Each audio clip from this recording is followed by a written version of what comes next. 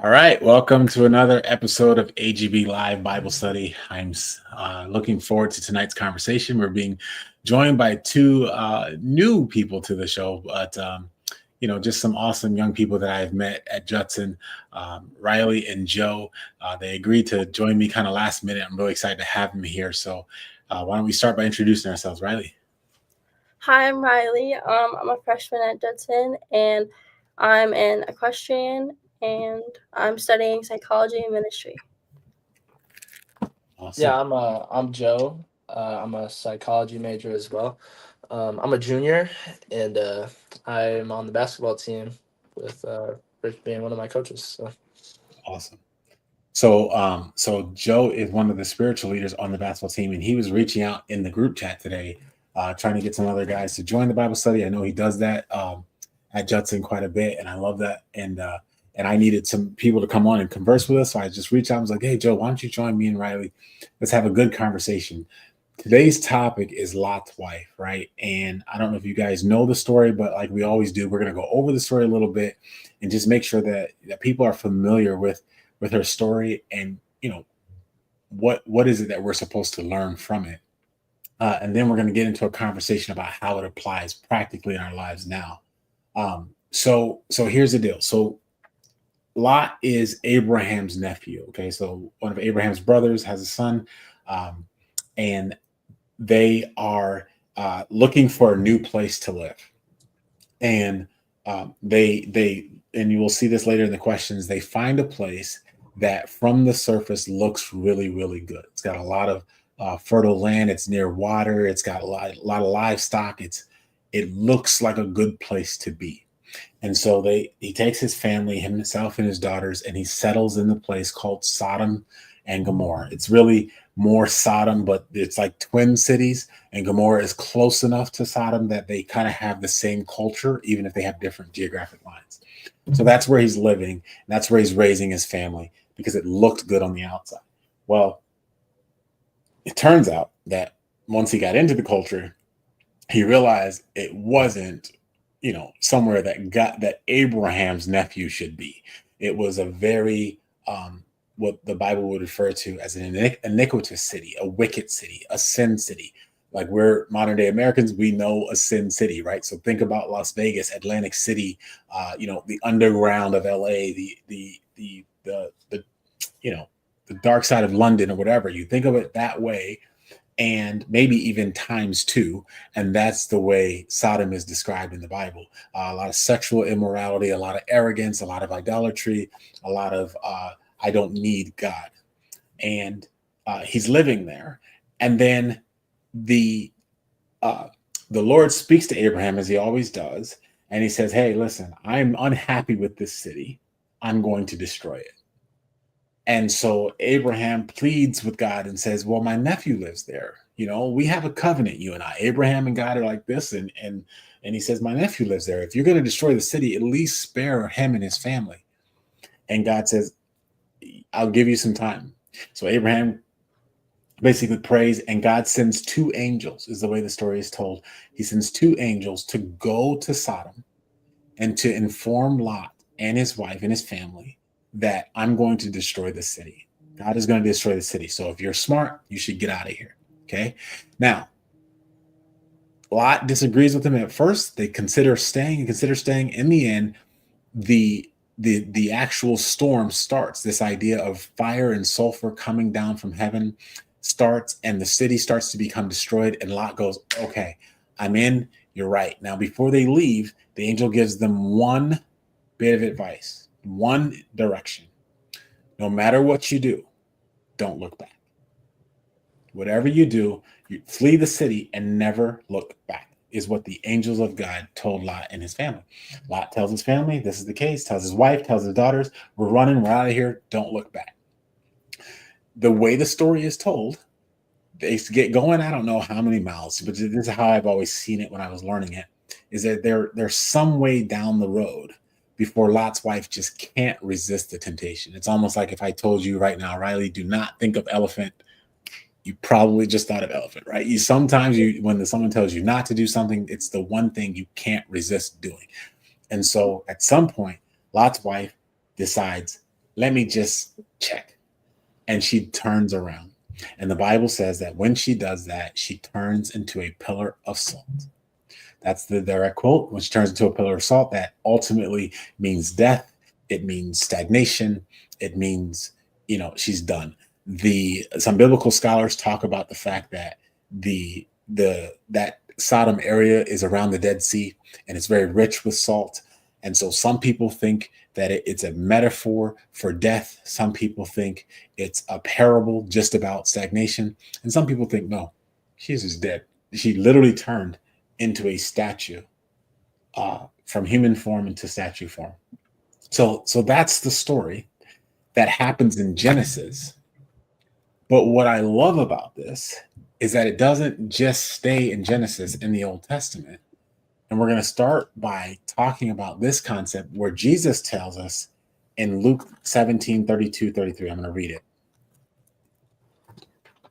Matthew, Mark, Luke.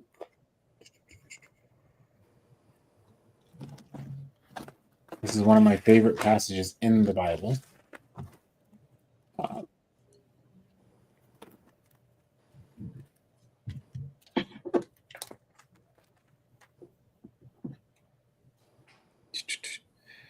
Okay, so in Luke chapter 17, verse 32, Jesus says to his people, remember Lot's wife. It's 3 words for the entire verse. Remember Lot's wife. And then he says after that, whoever tries to keep his life will lose it. And whoever loses his life will preserve it. I tell you, on that night, 2 people will be on in bed. So he talks about the end times. So when Jesus was being asked, what are the end times going to be like? He says, remember Lot's wife. And he's talking about the time where Lot's wife looked back and turned into a pillar of salt. So here's my first question to you guys. As young people, has there ever been a moment, or right now as college students, what is your focus? Looking back or moving forward? And what entices you about looking back? Riley, why don't you get us going? I know you and I had a really good conversation this week, okay?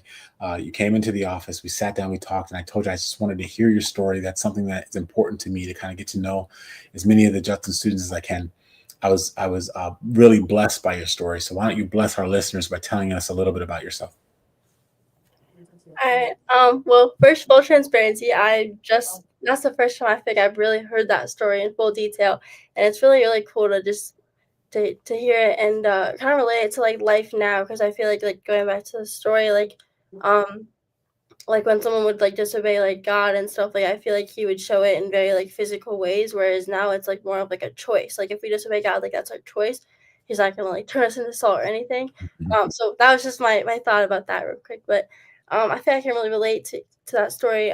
So I'm actually a brain tumor survivor myself, and so I had brain surgery when I was 6 years old, and everything went good. It was all definitely, God was definitely there through the whole process, and the whole process was really easy and smooth for having a brain tumor. But it was like the side effects of afterwards. I lost the entire use of the left side of my body, and with that, I'd say I fell into a lot of really, really sinful habits and coping mechanisms, and just especially being a young girl, like doing whatever I could to fit in, no matter what God said about it, no matter how convicted I felt, no matter how far I felt from God. I was like, well, God's not gonna like fix my hand. He's not gonna take it back. Like it's done now. So I'm gonna fall into whatever I can in the world to like make me feel like I fit in. Um, and so that led to a lot of not great things. And now ever since starting my life to Christ, I often look back, and it used to be when I would look back to like what happened to me, it was always, why me, God? Like you don't love me. Why would you do this to me? Like, why would you set me apart from everyone else like this? And now I look back and I'm like so grateful that it happened.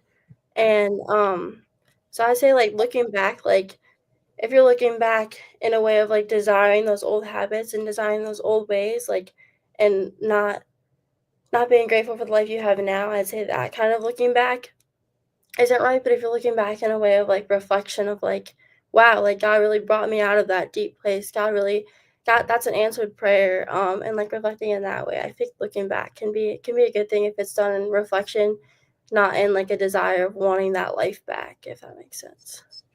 Yeah, I think anyone in your situation would relate to the fact that, okay, this happened to me, and now because this happened to me, I have kind of like a built-in excuse to kind of live life any way I want to.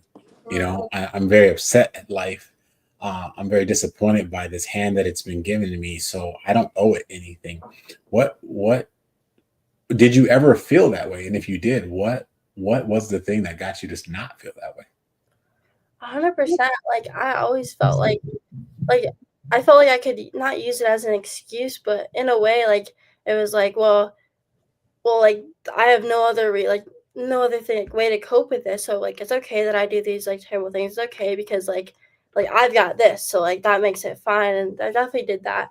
And I'd say, like, honestly, like, hitting an all-time low and, like, when those sinful things stopped, like, making me feel cool or making me feel satisfied or whatever it was, or when the conviction started getting worse and worse, like, that's when I was like, God was always in my life, but, like, I never was walking with him, and I feel like the more, like, those things, like, started to stop working because eventually, like, our sins, like, the things we use instead of going to God, like, they're eventually not gonna fulfill us because they're like, we're not designed to be fulfilled by the ways of the world.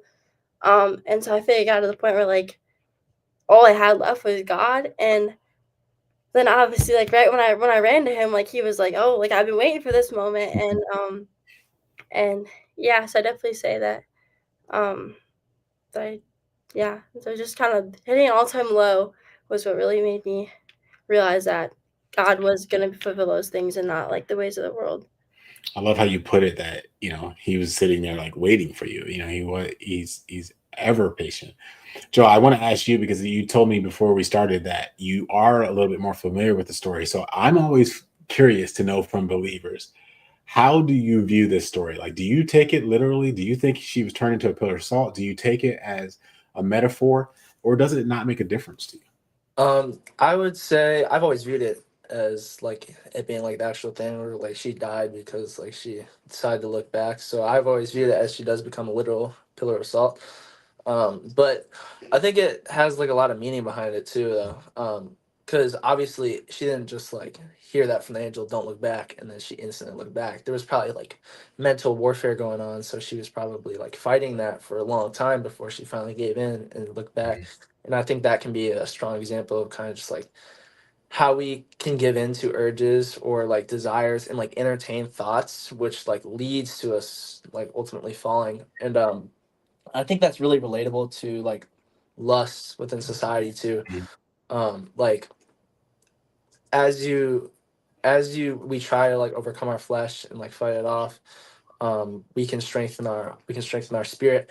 But as we give in to our desires and our urges, we can fall victim to that. And it's kind of just like feeding the flesh each time you like go to that or think something like that. Um, Kind of just giving it like a foothold and giving it strength. But like I think that resembles I think that resembles that in a way because like she got to the point where it was like, okay, I am just so curious, like I just need to look back, I need to see what like this looks like. And ultimately it led to her dying. And the Bible talks about how like lust is like it affects more than just like your spirit, but it affects your body. And I think there's a lot of truth behind that because like there is death in sin, and giving into those urges and just letting your flesh grow stronger than your spirit can lead to that Mhm. spiritual death. And it can lead to a place where you can just kind of be like held captive by your desires, and you're just like not in control of your spirit. And I think it just takes like a constant, like every day, like dying to yourself and overcoming those desires and those feelings, to like kind of strengthen your spirit and like have those like spiritual disciplines to where you can stay firm and stay strong and grounded in faith to fight back against like the enemy's tactics, which I think that's one that's really powerful and prevalent within society, like as of late and lately always. But Well, I about to say, yeah. I mean, the access and the way in which we indulge those things has changed and has become progressive and faster. But the idea that we have a sinful nature is as old as time. And Yeah. like I love how you took us out of it needing to be a village, right? It's not about Sodom being this like town. It doesn't have to be Elgin or Schaumburg or Chicago. It's literally like a state of mind. It's something that you can live in a culture of thinking. And if you're surrounding yourself with music and movies and images and scrolling that creates a culture in your mind, then that culture is going to be really enticing for you to look back to. If, to Riley's point, like if God ever calls you out of it, if you hit a rock bottom and he's like, hey, it's time to go, move. You're like, okay, I'm in, I want to move. But if that culture has lived in your mind so much, you will eventually reflect back on it, right? Yeah. uh I mean, can we make this like more like personal? I don't know if you guys, any of you guys are, you know, have you, do you have any experience with that, Joe, where there's something where it's like, man, and because I can definitely lead the way. I mean, there's some things about my past that I look back on, and it wasn't like a cold snap. It wasn't like, okay, stop doing that, and then the next day I stopped doing that. It was like, don't look back. Then I look back, get myself in trouble, then get further, and then look back. You know what I'm saying? Like, do you guys have any of that? Um. Something like I brought up the point of lust because that's something I've always been like I've always like struggled with primarily. There's a season in my life where I was back in like high school where I was addicted to like pornography and masturbation, and that was something that constantly had like a foothold, and that's kind of just like where like the warfare was like something that was really strong for me. Um, but like through that process it was a constant like battle and like going back and forth where I'd be like, okay, I'm taking steps, but then it's like, oh well, God will forgive me, so like one more time won't hurt. But it was like it happened for so long where it was like I like take a step forward, take a step back, and just every single day where it's something like I don't want this anymore. And then it got to a point to where like um I began to like grow so much spiritually, and like my passion was like at an all-time high for Christ. um and every time I would like fall into that sin, I'd be like, this is separating me from God, and like it's something that I cannot stand. Because every time I go to it, I have to literally deny God and be like, okay, well, I'm gonna choose this over you right now. Mhm. So every time I would choose that over Him, I'd be like this isn't what I want. This isn't who I am. It's not who I'm called to be. And it got to a point where I was like that was the last time I'll ever do this. And my driving point was like, I don't want to be separated from God. Like this is the most important thing to me. Like I need to stay grounded in this. And and I told people that I was like, I'm like, that's the last time I'll ever do it. And they're like, well, you need to have more realistic expectations of yourself. Have some Mhm. grace. And I was like, no, like you don't understand. Like I'm not gonna ever do it again. Mhm. And so that like drive to like wanting to be united with Christ, and the hate for that, I just hated the separation Mhm. that it brought. It gave me enough strength to overcome that, and I've been 4 years clean of it. So That's awesome, man. That's yeah. awesome, Joe. I appreciate you sharing that. How about you, Riley? I know you kind of alluded to this idea of rock bottom. What context can you put to that? And would you agree that it wasn't like overnight, or in your case, was it? Yeah, no, 100%. I mean, I feel like, so I also struggle with like sexual immorality and impurity and all of that, because my kind of thing was like, well, if I don't feel loved by God, I'm gonna see who can make me feel loved, which guys are gonna call me beautiful, which guys are gonna want me, even though it wasn't for the right reasons. And that's kind of like what I fell into as well. And once I finally hit that rock bottom and those things weren't satisfying me anymore, and I started to feel convicted, because I know a lot of times like in the beginning of like your sin, like you don't feel convicted because you don't know God well enough, so you don't feel convicted. So it's like, okay, well, Mhm. so what? You're saying I'm not supposed to do that, but I don't feel convicted. Um, so when I started feeling those convictions, and then obviously like gave my life to Christ, like there was like an all-time high where I was like same way as Joe. I was like, I'm never gonna do that again. Like you guys are crazy. Like I'm never gonna want to have sex again. I'm never gonna do those things. Like I just met God. Like I'm on an all-time high. And then I hit like I actually was in a not so great relationship, and I was still like, but like I just met God, so like nothing bad can happen to me. And I was Mhm. kind of like in my head, it was like, oh, check, I've got God. Like, Mm. I'm forever good. And then I was shocked when all of a sudden, like, those old desires came back and those, like, old habits started seeping back in.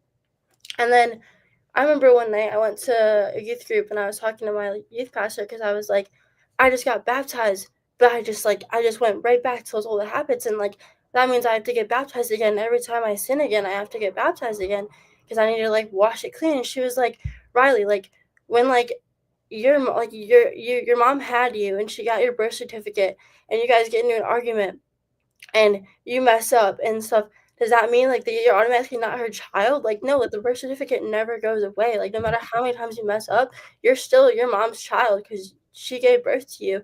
And she's like, that's the same way with God. Like, you're gonna mess up.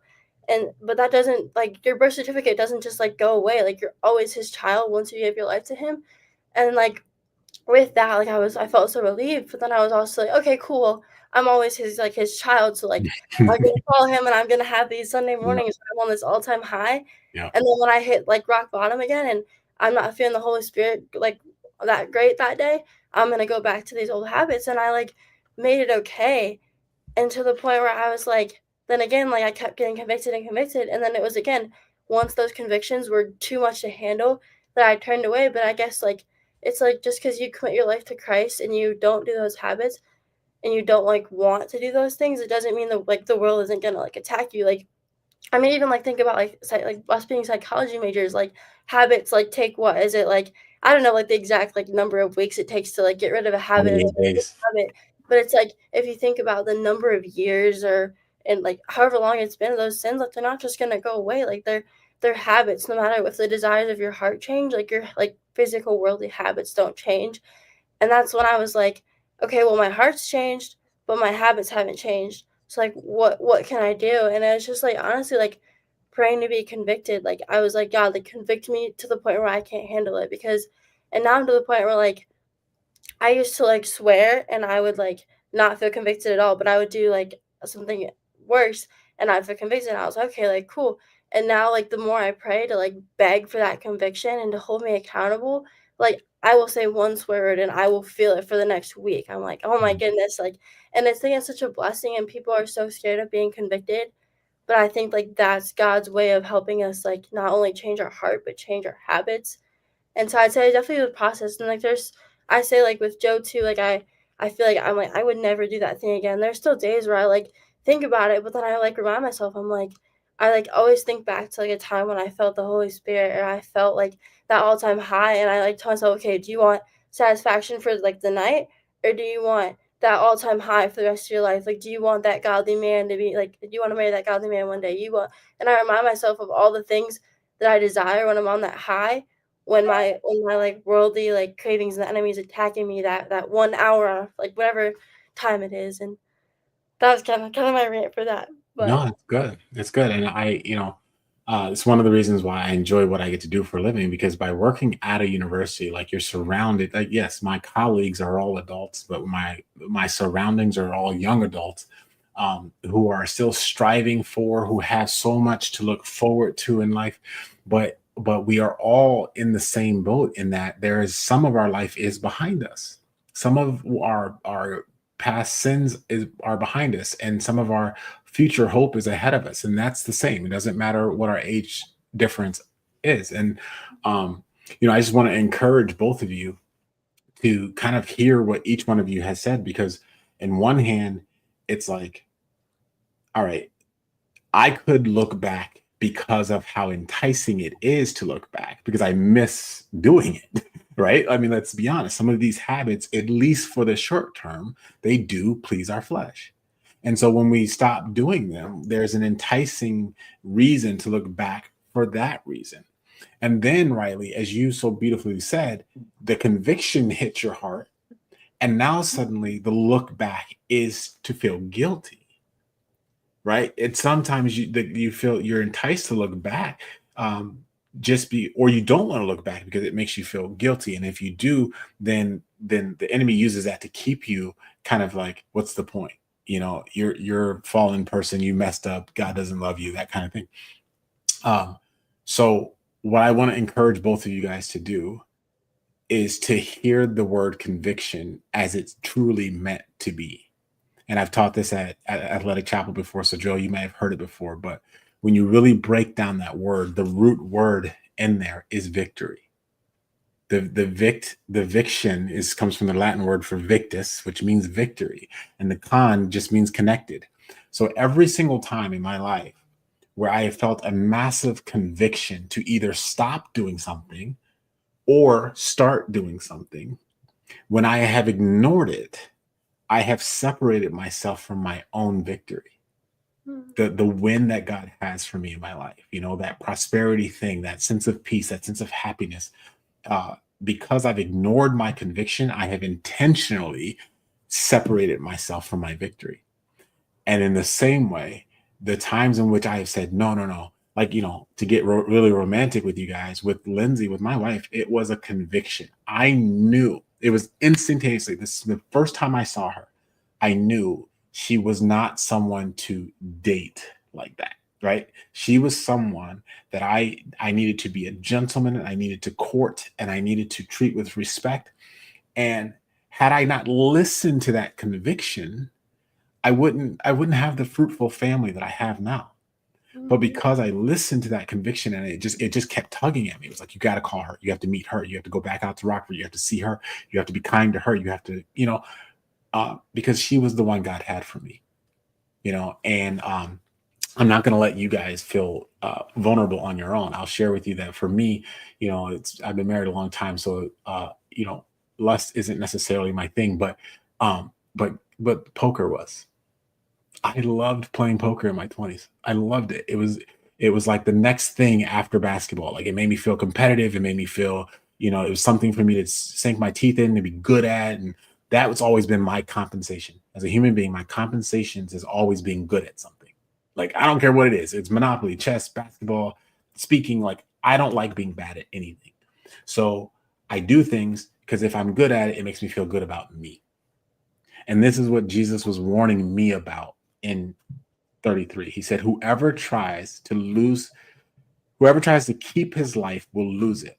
And whoever loses his life will preserve it. Well, I spent most of my 20s trying to save my own life, trying to do the things that make me feel good, to make me feel fulfilled so I can feel saved.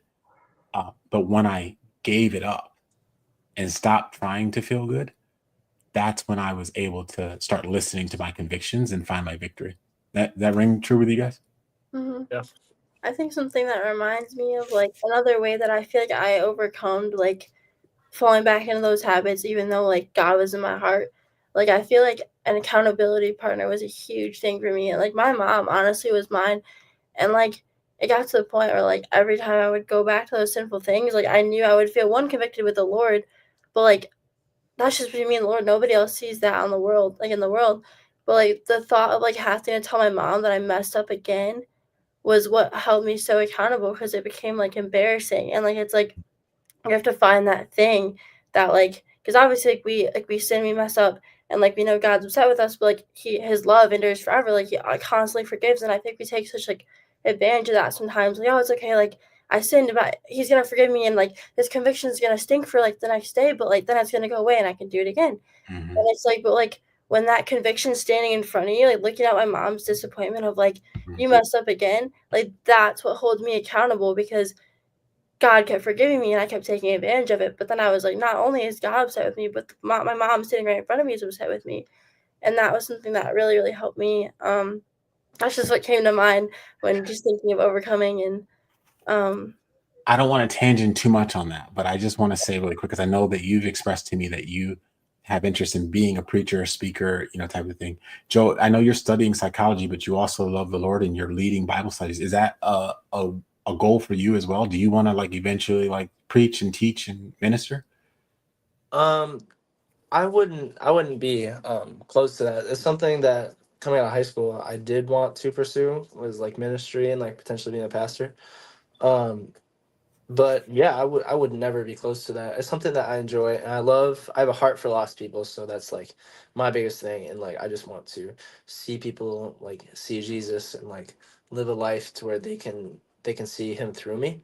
So that's definitely something that I would always be open to is like being like a teacher, whether that's partially or even like something I do like as a career, but I've always had a heart for like preaching, so that's something that I do enjoy. Okay, so then I want to give you guys some advice on that front because and this is I'm definitely heading into an opinion space here, right? But my opinion is that that thing that you're talking about, Riley, when you know an audience of people that you're talking to don't have the spiritual maturity to handle grace, right? Grace is something that an immature person, a spiritually immature person, can attempt to take advantage of, right? It just like, even outside of spiritual, just on a friendship. If I told you, Riley, we're friends and I don't care how many times you do me wrong, every time you do me wrong, I'm going to forgive you. And if you're an immature person, you'll just be like, okay, I'm just going to keep doing you wrong.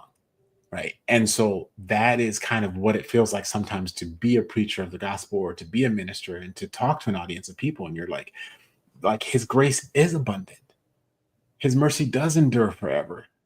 But you're almost scared to teach it that way because you're talking to sinful people, young people, spiritually mature people, and you're afraid that that means that they're going to just go sin a lot.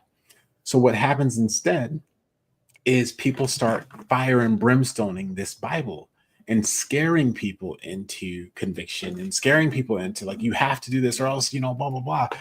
And in that way, I think sometimes we lose the message of God. And so I'm encouraged right now in my ministry to teach the word as I hear it, which is it is 100% up to us. It's completely up to you, but there are connected sequences to everything you do. And if you put those two words together, connected sequences equal consequences. There are consequences to everything you do. If you stay in a life of lust, it's not just that your eternal life is in jeopardy, it's your marriage is in jeopardy. The way you view intimacy is in jeopardy. If I stay playing poker throughout my 20s, 30s, and 40s, my bank account is in jeopardy.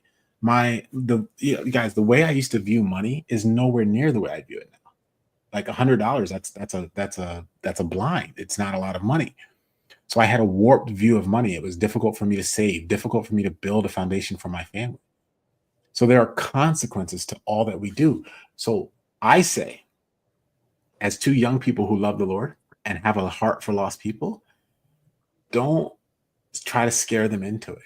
Just tell them the truth. Tell them the truth and allow God to do the work. Okay, so let's get to our next question. So I think the ultimate end of that reference in the New Testament, remember Lot's wife, leads us to the idea that looking back versus moving forward is a matter of comfort, right? So that's why I thought the next question, and this will take us home, is let's talk about comfort. I want to know if you guys think of comfort as a strength or weakness. And before you answer, let me read a little bit out of Genesis 13, 10, and 11, because this is going to give us, so we start with Lot's wife. This is going to give us context to how we even got to Sodom in the first place. 13. So Lot looked up and saw that the whole plain of Jordan was well watered, like the garden of the Lord, like the land of Egypt, toward Zoar. This was before the Lord destroyed Sodom and Gomorrah. So Lot chose for himself the whole plain of Jordan and set out towards the east. The two-man party company. So that verse is telling us Lot chose to live in Sodom because it looked comfortable. Right. So if you guys are going to go house hunting right now and you had a house that was, right near a Target and had a lake in the back and it looked great, and then you had another one that was just in a tough neighborhood and you saw a rat going down the street, right? I mean, you're definitely going to want the one with the lake in the back, right? So is that your view of comfort? How do you guys view the word comfort? I'd say, oh, sorry, you can go. Well, I think there's two different types of comfort that are good and some are bad. Kind of going back to like kind of consciousness and just like convictions. I think it's bad to be like desire comfort through that and being like, well, like I did this, but it doesn't feel, I don't really want to like expose that. Like I want to just live comfortably and live quiet and just kind of cover it up. I think in that context, it can be really bad, but something that it can be good is like a comfort within like, like having safe spaces and just being like having a place where you can go, have someone to go to and talk to and just open up to, and a space where that can be comfortable. I think is essential to like vulnerability, Mm. because without a comfortable space, you can't really just be vulnerable and open. So I think um, there are different contexts to comfort that are good and bad, but I really just want to emphasize like especially with like conviction, it's really really important to go outside your comfort zone and want to like improve yourself, because if you're just gonna let that kind of just dwell and like let it go, but like it's only one time or something, like the more you give into that and the more you let that kind of like grow, the more I think of it as like you kind of just throw a veil over it and it's just like, okay, so next time it's not going to be as strong, the conviction won't be as strong, and if you deny it again, throw another veil over it, and it'll just Mm. get thick enough to where like that conviction will just kind of not exist anymore, because you just Mm. like let it go so long, you just stop caring, so like that won't it won't be a conviction anymore. So I think in that regard, comfort shouldn't be something that should be kind of like un unattended, you know. Mm. That's a good word. Don't leave your comfort unattended. I like that. Mm. Riley, what do you think? When I first think of comfort, I first think of like other people comforting me, like just friends and family, whatever it may be. I think that kind of comfort is super good because that's like how God created us to be, is like in community. But then I see comfort as a weakness, and kind of what Joe was saying, but like even non-spiritually, like when you're comfortable where you are, like I think that's a weakness in a way. Like being comfortable with certain things in your life and certain people is a good thing, but being comfortable with everything and just like the season of your life that you're in, I think isn't necessarily a good thing, because it doesn't like allow room for growth and room for learning and room for like mistakes. And like if you're comfortable, like you're just gonna stay the same. And I feel like our life is supposed to have lots of different experiences and lessons, and like our knowledge is supposed to have no end. Like we're supposed to always be growing and learning. And if we become comfortable, then we just kind of get stuck. And I think back to like a more spiritual topic of like conviction, like I feel like so many people become comfortable in their conviction and their sinful habits and sinful ways, because I mean I know for me, like I always thought like if I want to go to God, I have to come clean. I have to be a clean slate. I have to have no sinful like habits or patterns, or like I can't be with that friend group. I can't be doing these things. And like you become so afraid of like not coming to God perfect that you become comfortable where you are in your sin, when it's like God calls us to come to him, and he's like, I don't care who you are, I don't care what you've done, I don't care what you continue to do once you meet me. Like, I want you. And I think that's what like scares a lot of people in like terms of like coming to God and starting a relationship, is they think they have to be perfect. God doesn't create us to be perfect. Like even non-spiritually, everyone always says like nobody is perfect, and it's so true, because like we like we need to like not be comfortable, and like need to be okay being uncomfortable going to God with all of our baggage and our sin, and like letting him work through that. And I think that I know for me, like when I came to God, I still was doing all those sinful things, and I was so like embarrassed, and I was like, "Ew, like he can't know that I do these things." And then like it wasn't that all of a sudden I just started stopped doing them, because I felt like that's what religion was calling me to. It's like I when you meet God and you experience his love and him working through your heart, like you don't desire those things. Like it's not just that like you don't do them because God's like you feel God, like you actually hear God's voice saying like, "Hey, don't do that." It's like, oh my gosh, like now that I felt God, like I don't want to do those things. And I think like just like basically like in terms of comfort, like people become so comfortable um where they are because of the discomfort of like the scariness of what like coming to God like can like bring upon them, if that makes sense. You said to me the other day that's really one of the things you pointed to as to how you decided to give your life to God, was that someone invited you to come as you are, Mm, right? What was like it was like was it like a youth retreat or something? What was it? Well, it was honestly, so my church, I was just in school down in Florida, and it was my church down in Florida, and like the first one, they were so welcoming coming like through the doors, like they knew your name by the time you're leaving after your first time there, like just that kind of church. But you sit down, and the first thing they say is, "I don't care who you are, I don't care what you've done, we want you here, and God wants you here." And I feel like even my own personal experience, like churches have been so um like, just not that way, and just kind of, like, they like, I feel like, I think what did I say to you the other day in, your office? I said, "The church is a hospital, it doesn't take sick patients."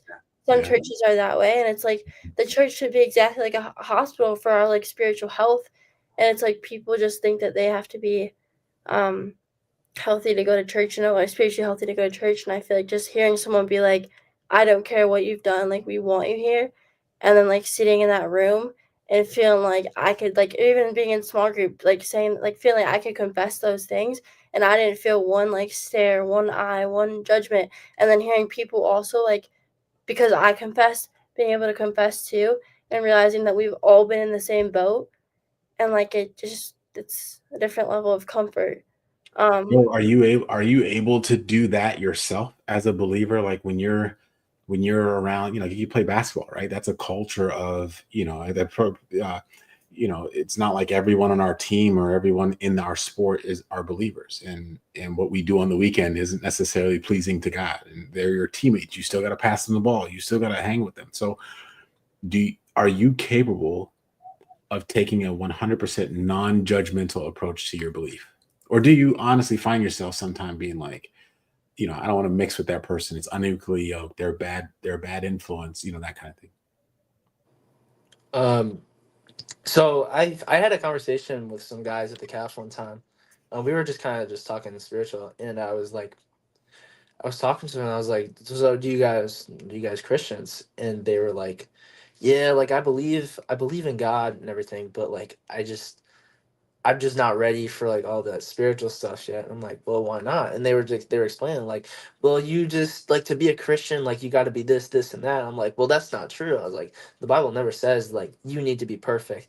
And I kind of just explained to them like all you need to do is just like come to him and bring your brokenness to him every day, and you can build that relationship with God each day, just surrendering to him. And it's never anything like you got to give up everything right now to do all this. Like obviously, yeah, we should strive to sin less, but at the end of the day, like God wants you as you are, and he's not going to deny you just because you sin, or like you party on the weekends. Because like I mean the guys I were talking to all like drink, sleep around, do all this stuff, and then like they just weren't ready to give it up. I was explaining, I was like, it doesn't matter like how you are, it just matters that you bring it to him.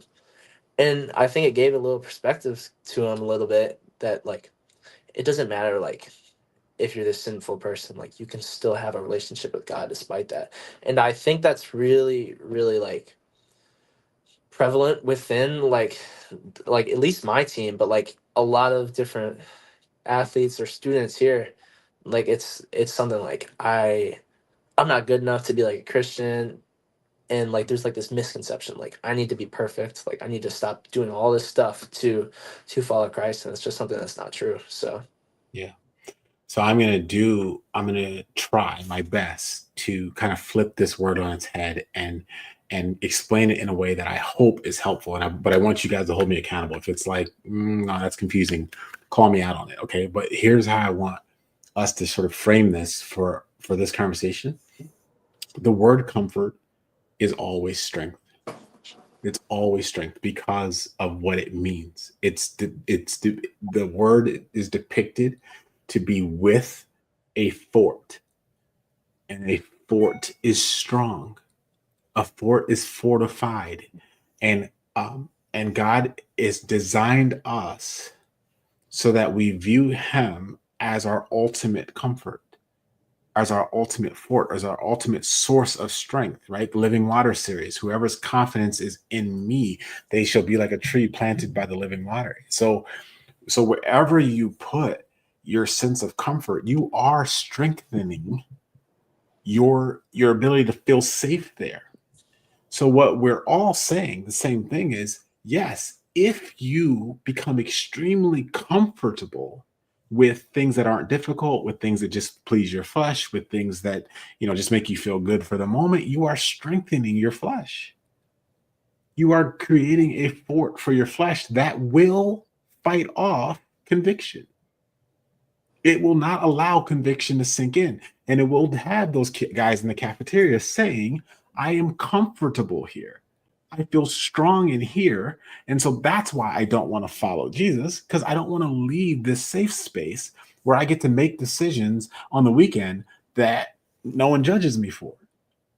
So we have spent so much time in our lives strengthening our humanity, strengthening our flesh, strengthening the fallen nature of who we are. So the very idea of picking up our cross every single day is so daunting. And it is the gospel. That's the gospel. That's what Jesus was saying. If you try to save your life, you will lose it, because you'll become so comfortable with yourself. Let's think about it really practical. Has anyone ever met someone that you would describe as full of themselves? Right? And as soon as you sense it, you're like, oh, that person is all about them. They're arrogant. They're not self-aware. They don't read the room. I'm repelled by that person. I don't want to be around people who are full of themselves. And then have you ever met someone who is full of the love of the Lord? And it seems like all they want to do is serve. All they want to do is talk to other people. All they want to do is give. All they want to do is share and be. And suddenly, all these seemingly strange things that Jesus has been teaching, turn the other cheek, forgive 70 times 7, pick up the ear and put it back on. It doesn't seem that difficult. We are comfortable being what the world would call uncomfortable. I'm from a town where the idea of turning your other cheeks makes people uncomfortable. If you hit me, I'm gonna hit you back. Like that's comfortable. So this whole idea of flipping that makes people feel uncomfortable because they haven't spent time in the Word. And this Word is the ultimate comfort, and it makes you feel so strong and so capable of listening to your convictions that nothing can stop you. Does that successfully allow that word comfort to sit in its original state, which is a state of strength? Yeah, I think that gives me a different perspective of the word for sure. It's like you can being comfortable is a good thing, but then like what you're comfortable in. Yeah. Yeah, I feel like comfort has always been something that's more of like it carries more of a negative annotation, because like in order, like in sports, in order to be like great, you need to like you can't be complacent, like you need to strive for greatness all the time. And like feel like that word comfort can be like thrown around and used like out of context, like, oh yeah, you're comfortable, like that's, you should never be comfortable, like you should always strive to be better. But like I like how you like called it like a place that can be you can be strong, and like like a fortitude almost. And like I think it's I think it's a cool perspective to see it in the new light, to kind of have like a positive Yeah, regard for because it. what's so funny about the sports thing, Joe? Like this is what makes us end up celebrating athletes as better than us. This is what makes us think that Michael Jordan has something that we don't have, or Lance Armstrong is some sort of superhero. It's because we think that they are doing something extremely uncomfortable. And so when we think that we're not capable of it, but it's not the case. What they've done is they've trained themselves so much that they are comfortable doing the thing that looks hard to you. Right? That's what a supreme athlete's doing. That's why, as a coach, I'm saying to you, like anyone who's ever played for me knows I don't run for punishment. I don't believe in it. Like this is not a punishment. That's why I don't do it anymore because I'm getting old and I'm not a coach anymore. But when I was coaching, if we were running sprints, I was running them with you, because running sprints is not a punishment. You know what running sprints is? It's getting you comfortable running. That's all it is. It's getting you to the point where you're not like gasping for air when it's a couple fast breaks in a row, because you're like, I'm comfortable. And then people in the audience who have been out of shape for years, they're looking at you and marvel. They're like, Joe, like, how do you play defense that hard? You don't know why you play defense hard in games? Because you play defense hard in practice. Yeah. So you're already comfortable. And everyone's looking at you, how does Joe do it? I'm like, I know how Joe does it. He does it 24 hours a day. and it frustrates us when we see the really talented guys that they only want to wait till the adrenaline kicks in to play hard, and then they wonder why it's uncomfortable to talk that way. So I'm always fascinated by the way people have hijacked the English language. Mhm. Like we've hijacked it, and we just take a word that was supposed to mean something, and if over centuries, if enough people use it in a different way, it does take on a different meaning. So I'm not crazy. I'm not saying I don't know that people look at pity blankets or things as being too comfortable. Get out of your comfort zone. I'm just saying that's not the original meaning of the word. Yeah. Yeah. I think that can happen in the Bible too. I mean, I always see those like I call them like bumper sticker verses or like coffee mug verses, like the ones that we all know we've all seen 100 times. And I like really have been trying recently, like when I see one of those, like yes, they're encouraging, they make you feel good right then and there. But it's like I think sometimes like they're taken out of context in that if you pull up the whole verse as a whole and you read before the coffee mug verse and after, like sometimes not all of them, but sometimes like there's a lot more to it than just the feel good part. And like I feel like sometimes like even that can be like how you were saying, like the English language like takes words out of context and like changes it. I think that can happen with like those verses too. Is like there's so much more meaning in them, both before the feel good part and after, that we're missing the whole point. And it's all about I want to feel good with this verse instead of like how can this verse help me feel good in a way that lets me honor God. And it happens in the Bible too. But That's so good. That's really good, and that's what this all comes down to. It's not about comfort or not comfort. It's about what are you comfortable in?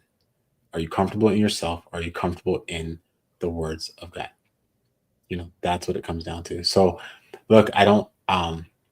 Today was a quicker conversation, just 2 quick points. Let's just go back to the Bible just really quick. And again, I'm gonna start with you, Ali, because I know you hadn't heard the story before. So, what are some of your closing thoughts on remember Lot's wife? This idea of looking back, and how can we use this practically to help us in our day to day today? I mean, I think looking back for her, like it was very physical. Like when she looked back, like right away, like she changed, like it was visual.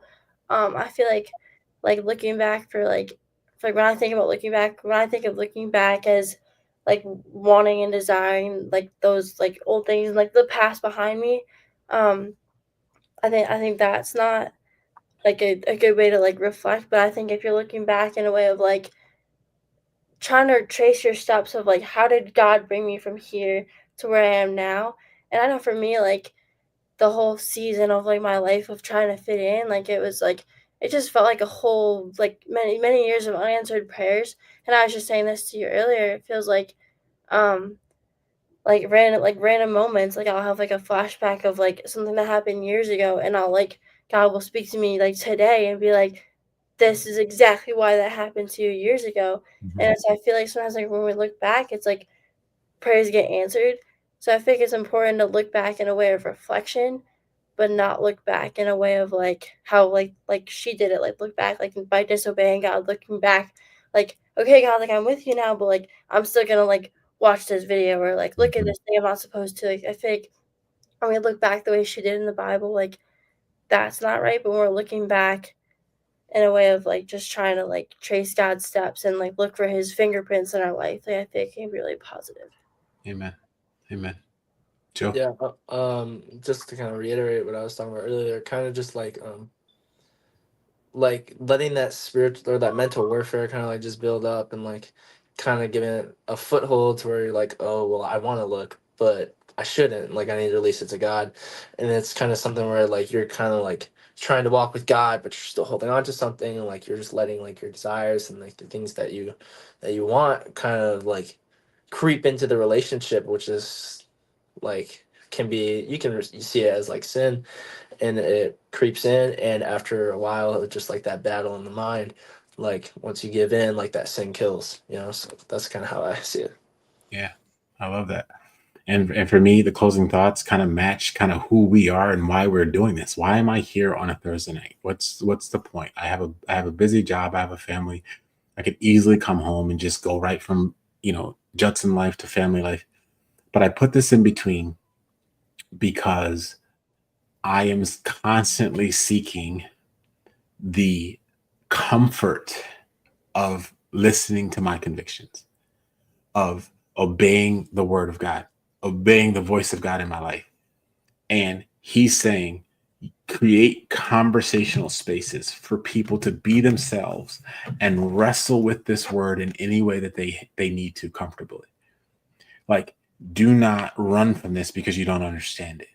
Do not run from this because you think it's going to judge you to the point where you feel crippled and you feel less than. See it for what it is. It is the ultimate comfort. And I know for a fact that there are two things happening. On one hand, people are moving further and further away from organized religion. And on the other hand, people are hurting. I know those two things are happening.